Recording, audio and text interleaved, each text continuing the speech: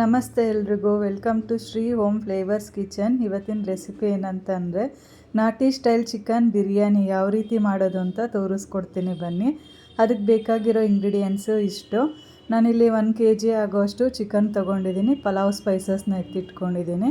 ಬೆಳ್ಳುಳ್ಳಿ, ಶುಂಠಿ, ಚಕ್ಕೆ, ಲವಂಗ, ಏಲಕ್ಕಿ, ಈರುಳ್ಳಿ, ಟೊಮೊಟೊ ಮತ್ತು ಪಾಲಕ್ ಸೊಪ್ಪು, ಕೊತ್ತಂಬರಿ ಸೊಪ್ಪು, ಪುದೀನ ಸೊಪ್ಪು, ಸ್ವಲ್ಪ ಮೆಂತ್ಯ ಸೊಪ್ಪು ತೊಗೊಂಡಿದ್ದೀನಿ.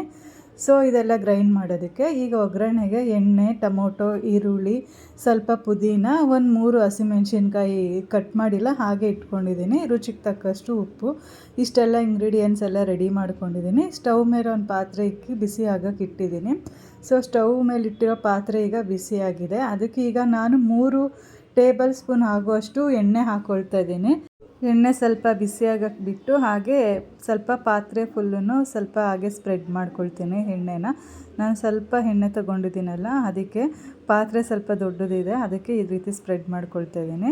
ಆನಿಯನ್ನು ಇಲ್ಲಿ ಫ್ರೈ ಮಾಡ್ಕೊಳ್ತಾ ಇದ್ದೀನಿ. ಇಲ್ಲಿ ನಾನು ಒಂದು ದೊಡ್ಡ ಸೈಜ್ ಆಗುವಷ್ಟು ಆನಿಯನ್ ತೊಗೊಂಡಿದ್ದೀನಿ. ಎಣ್ಣೆಯಲ್ಲಿ ಸ್ವಲ್ಪ ಹಸಿ ವಾಸನೆ ಹೋಗೋ ತನಕ ಫ್ರೈ ಮಾಡ್ಕೊಳ್ತೀನಿ. ಈಗ ಇದಕ್ಕೆ ಶುಂಠಿ, ಬೆಳ್ಳುಳ್ಳಿ, ಚಕ್ಕೆ, ಲವಂಗ, ಏಲಕ್ಕಿ ಇದನ್ನೆಲ್ಲ ಈಗ ಹಾಕಿ ಮಿಕ್ಸ್ ಮಾಡಿಕೊಂಡು ಇದನ್ನು ಕೂಡ ಎಣ್ಣೆಯಲ್ಲಿ ಹಸಿ ವಾಸನೆ ಹೋಗೋ ತನಕ ಫ್ರೈ ಮಾಡ್ಕೊಳ್ತೀನಿ. ಇಲ್ಲೊಂದು 15 ಮೆಣಸಿನ್ಕಾಯಿ ತೊಗೊಂಡಿದ್ದೀನಿ. ನಿಮಗೆ ಖಾರ ಬೇಕು ಅಂದರೆ ಇನ್ನೂ ಒಂದು 5 ಮೆಣಸಿನ್ಕಾಯಿ ಆ್ಯಡ್ ಮಾಡ್ಕೋಬೋದು, ಇಲ್ಲ ಕಮ್ಮಿನಾದರೂ ಮಾಡ್ಕೋಬೋದು, ಕಮ್ಮಿ ಬೇಕು ಖಾರ ಅಂದರೆ. ಇದಕ್ಕೀಗ ಮೆಂತ್ಯ ಸೊಪ್ಪು, ಪುದೀನ ಸೊಪ್ಪು, ಕೊತ್ತಂಬರಿ ಸೊಪ್ಪು, ಪಾಲಕ್ ಸೊಪ್ಪು ಇದೆಲ್ಲ ಹಾಕಿ ಚೆನ್ನಾಗಿ ಎಣ್ಣೆಯಲ್ಲಿ ಫ್ರೈ ಮಾಡ್ತೀನಿ. ನೋಡಿ, ಈ ರೀತಿ ಹಾಕಿದಾಗ ಈ ಥರ ಇರುತ್ತೆ. ಎಣ್ಣೆಯಲ್ಲಿ ಫ್ರೈ ಆದಾಗ ಇಷ್ಟು ಸ್ವಲ್ಪ ಪ್ರಮಾಣದಲ್ಲಿ ಆಗುತ್ತೆ. ಇದು ಕರೆಕ್ಟಾಗಿ ಈಗ ಫ್ರೈ ಆಗಿದೆ.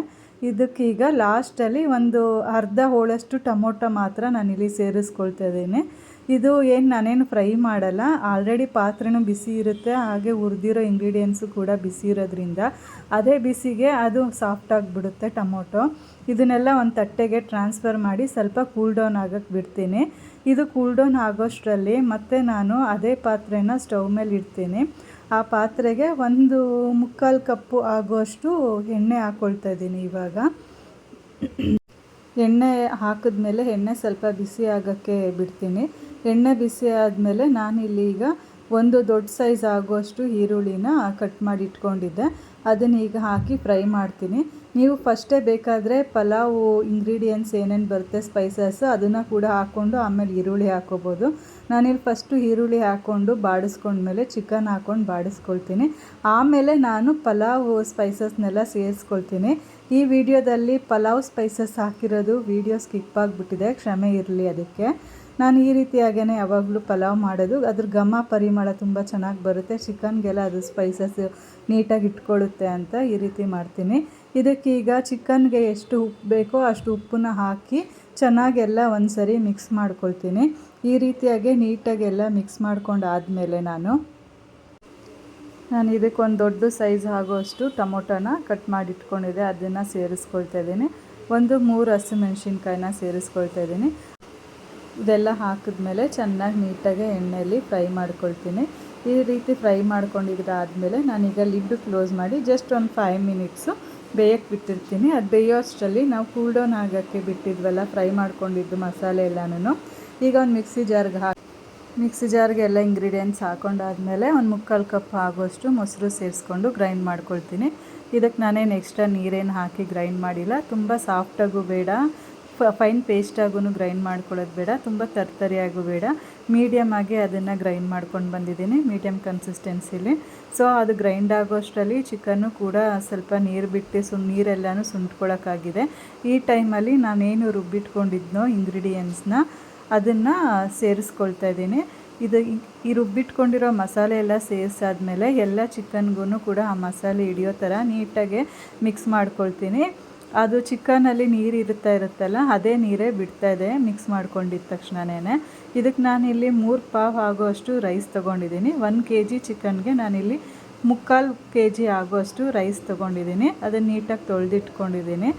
ಸೊ ಈಗ ಚಿಕನ್ಗೆ ಹಾಕಿರೋ ಮಸಾಲೆ ಎಲ್ಲನೂ ಕೂಡ ಮಿಕ್ಸ್ ಆಗಿದೆ ನೀಟಾಗೆ.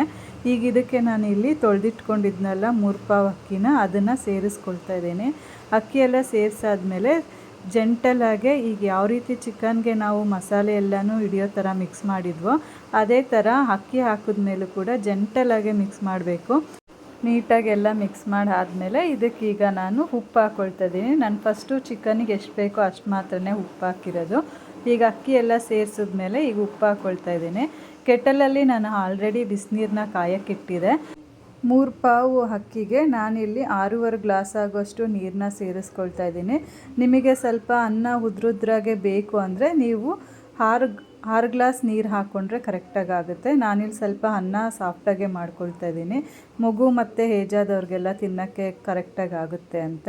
ಸೊ ಇದೆಲ್ಲ ನೀರೆಲ್ಲ ಹಾಕಿ ನೀಟಾಗೆಲ್ಲ ಒಂದ್ಸರಿ ಮಿಕ್ಸ್ ಮಾಡಿ ಈ ರೀತಿ ಎಣ್ಣೆ ಬರೋ ತನಕನೂ ಇದ್ದು ಅದಕ್ಕೀಗ ನಾನು ಜೀರಾ ಎಲೆ ಅಥವಾ ಬಿರಿಯಾನಿ ಎಲೆ ಅಂತಲೂ ಅಂತಾರೆ, ಆ ಎಲೆನ ಇವಾಗ ಸೇರಿಸ್ಕೊಂಡ್ರೆ ಅದ್ರ ಫ್ಲೇವರು ಕೊನೆಯಲ್ಲಿ ಸೇರಿಸೋದ್ರಿಂದ ಫ್ಲೇವರ್ ತುಂಬ ಚೆನ್ನಾಗಿ ಸಿಗುತ್ತೆ ಅದರದ್ದು.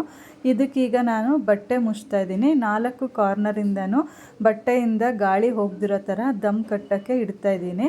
ಈ ದಮ್ ಕಟ್ಟೋಕ್ಕೆ ಇಟ್ಮೇಲೆ ಸ್ವಲ್ಪ ಭಾರವಾಗಿರೋ ಐಟಮ್ನ ಇಡ್ತಾಯಿದ್ದೀನಿ. ನಮ್ಮ ಮನೆಯಲ್ಲಿ ಈ ಕುಟಾಣಿ ಇದೆ, ಇದನ್ನು ನಾನಿಲ್ಲಿ ಇಡ್ತಾಯಿದ್ದೀನಿ. ಇಟ್ಟು 15 ನಿಮಿಷ ನಾನು ಬೇಯಕ್ಕೆ ಬಿಟ್ಟಿದ್ದೀನಿ. 15 ನಿಮಿಷಕ್ಕೆ ನೋಡಿ ಎಷ್ಟು ಪರ್ಫೆಕ್ಟಾಗಿ ಆಗಿದೆ ಬಿರಿಯಾನಿ. ಇದನ್ನೆಲ್ಲ ಒಂದ್ಸರಿ ನೀಟಾಗೆ ಜೆಂಟಲಾಗೆ ಮಿಕ್ಸ್ ಮಾಡ್ಕೊಳ್ತೀನಿ. ಈ ರೀತಿ ಜೆಂಟಲಾಗೆ ಮಿಕ್ಸ್ ಮಾಡ್ಕೊಂಡಿದ್ದಾದಮೇಲೆ ನಾನಿವಾಗ ಸ್ವಲ್ಪ ಇದಕ್ಕೆ ತುಪ್ಪನ ಹಾಕ್ಕೊಳ್ತೀನಿ. ತುಪ್ಪ ಹಾಕ್ಕೊಂಡು ಮೇಲ್ಗಡೆ ಅನ್ನಕ್ಕೆ ನೀಟಾಗೆ ಒಂದು ಕಡೆಯಿಂದ ಸವರ್ಕೊಂಡು ಬರ್ತೀನಿ. ಸೊ ಬಿಸಿ ಇರೋದ್ರಿಂದ ತುಪ್ಪ ಅನ್ನದ್ದು ಕೆಳಗಡೆ ತನಕನೂ ಹೋಗುತ್ತೆ ಕರಗಿ. ಇದಕ್ಕೀಗ ಮತ್ತೆ 5 ಮಿನಿಟ್ಸು ಅದೇ ಲಿಡ್ಡನ್ನು ಕ್ಲೋಸ್ ಮಾಡಿ ವೆಯ್ಟಾಗಿರೋ ಅಂತಹ ಕುಟಾಣಿನ ಅದ್ರ ಮೇಲಿಟ್ಟು ಜಸ್ಟ್ 5 ಮಿನಿಟ್ಸ್ ಮಾತ್ರ ದಮ್ಗಿಡ್ತಾಯಿದ್ದೀನಿ. ಟೋಟಲ್ ಬಿರಿಯಾನಿ ರೈಸ್ ಹಾಕಿದ್ಮೇಲೆ ನಾನು 20 ಮಿನಿಟ್ಸ್ ಬರುತ್ತೆ ಕೌಂಟಿಂಗಿಗೆ ಬಿರಿಯಾನಿ ರೈಸ್ ಆಗೋದಕ್ಕೆ. ಸೊ ಈ 20 ಮಿನಿಟ್ಸಲ್ಲೇ ಟೇಸ್ಟಿಯಾದ ನಾಟಿ ಸ್ಟೈಲ್ ಬಿರಿಯಾನಿ ರೆಡಿಯಾಗಿದೆ. ನೀವು ಕೂಡ ಈ ರೆಸಿಪಿನ ಮನೆಯಲ್ಲಿ ಟ್ರೈ ಮಾಡಿ ಹೇಗಿತ್ತು ಅಂತ ಕಮೆಂಟ್ ಮೂಲಕ ತಿಳಿಸಿ. ಇದೇ ಥರ ಸೂಪರ್ ಟೇಸ್ಟಿ ಹೆಲ್ದಿ ರೆಸಿಪಿಗೋಸ್ಕರ ನಮ್ಮ ಚಾನಲ್ನ ಲೈಕ್ ಮಾಡಿ, ಶೇರ್ ಮಾಡಿ, ಸಬ್ಸ್ಕ್ರೈಬ್ ಮಾಡಿ, ಫಾಲೋ ಮಾಡಿ, ಸಪೋರ್ಟ್ ಮಾಡಿ. Thank you.